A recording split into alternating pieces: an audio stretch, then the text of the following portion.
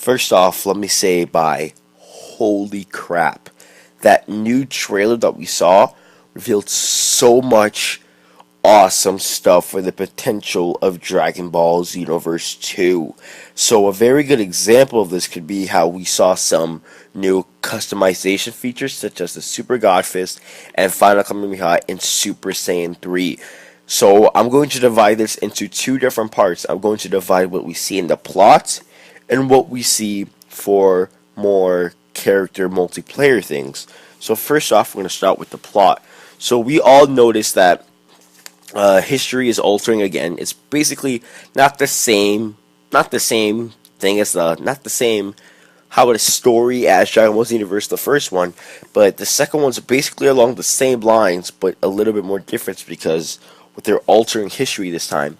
So it says that new foes from a different time will appear. So basically, a good example of this is Cooler popping up with Frieza.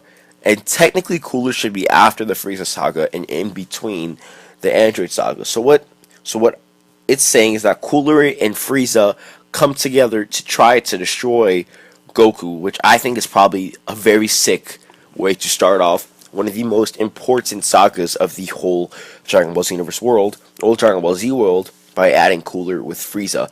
Next thing we see is very interesting. We see Turles and Lord Slug on planet Namek eating a tree of might. So what this could mean is that it is very possible that we can have this for our own created characters to have the tree of might, because in the gameplay we have some very cool footage. Well, some very cool footage noticing that Turles has that as a super attack, and I don't think I've uploaded the video yet, or I just scrapped the whole idea because it was too long or something. But I said that, I swear, I said that I think that Turles is going to be having that attack, and that we will be able to get it also for our custom created character. But in this, it shows that that is a valid point.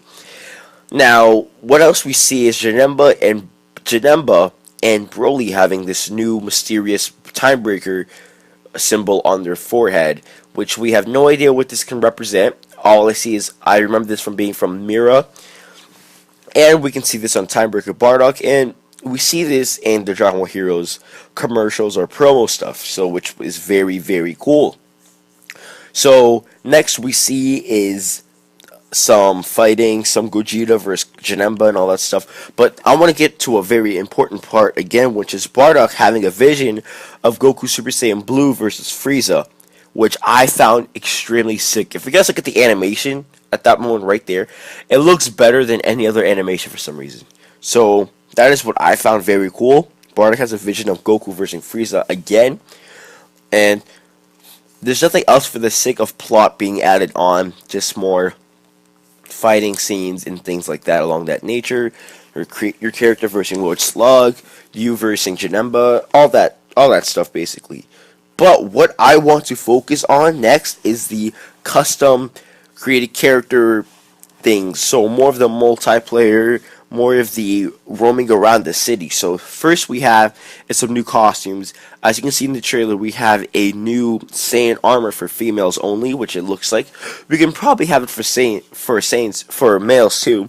But this Saiyan armor reminds me of one of Bardock's very good henchmen, you could say.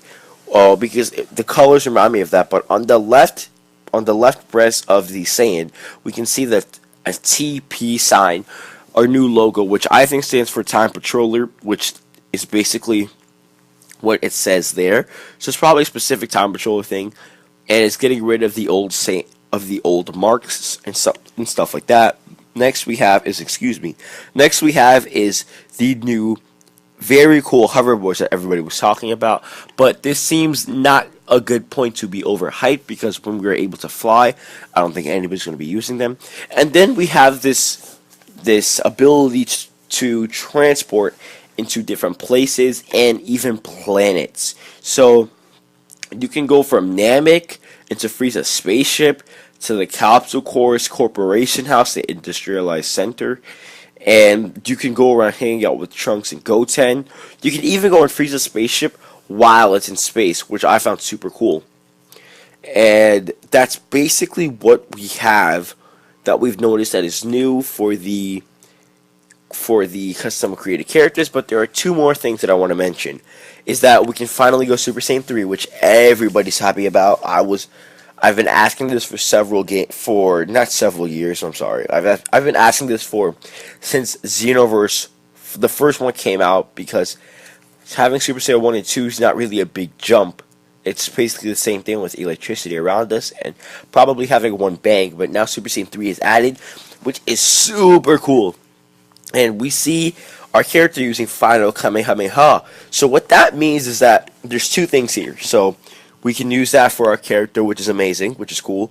But the second thing this means is that we can probably have the proper variation of what Vegito should be able to use. And the Vegito's specific ultimate mark is the Final Kamehameha. But for some reason, we didn't get that. I think it was Big Bang Kamehameha. I forget which move it was, but we did not get Final Kamehameha, if I remember correctly. So that means we have the proper variation of Vegito's ultimate attack. And for the release dates, it comes out October 25th in the States, and well, in North America, and in the UK is coming out on October 28th, and both of these are in the year of 2016. So if you guys are hyped for these new Dragon Ball Xenoverse 2 stuff, be sure to like and comment and subscribe to this channel, because I will be coming with you with some very useful information, facts and facts only. That's it. I won't be giving you any alters of anything. So be sure to like, comment, subscribe, and all that good stuff. I don't want to be putting this part on too long. Thank you, peace, and later.